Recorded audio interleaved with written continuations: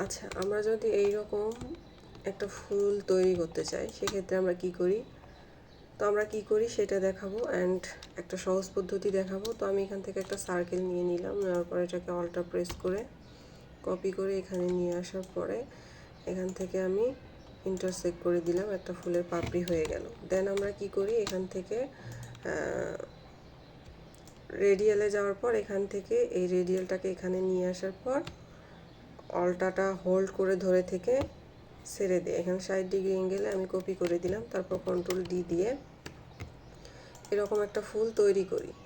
তো আমি যদি এটার একটা সহজ প্রসেস করি তাহলে কেমন হয়, আমি এটাকে কপি করলাম, করার পর এখান থেকে অবজেক্টে যাব, যাওয়ার পর এখান থেকে রিপিটে যাব, যাওয়ার পর এখান থেকে রেডিয়ালে যাব। দেখেন সুন্দরভাবে আমার ফুলের একটা সার্কেল কিন্তু তৈরি হয়ে গেছে। এবার এটাকে আমি আমার ইচ্ছা মতো শেপ দিতে পারবো। কিভাবে, এই যে এখানে যে বিন্দুটা দেখা যাচ্ছে এটা ধরে যদি আমি কমা বাড়া করি তাহলে দেখেন এই যে সুন্দরভাবে কিন্তু এটা হয়ে গেল। আবার যদি এটা আমি বাড়াইতে চাই তাহলে এরকম করে বাড়াইতেও পারবো অথবা এরকমও রাখতে পারবো।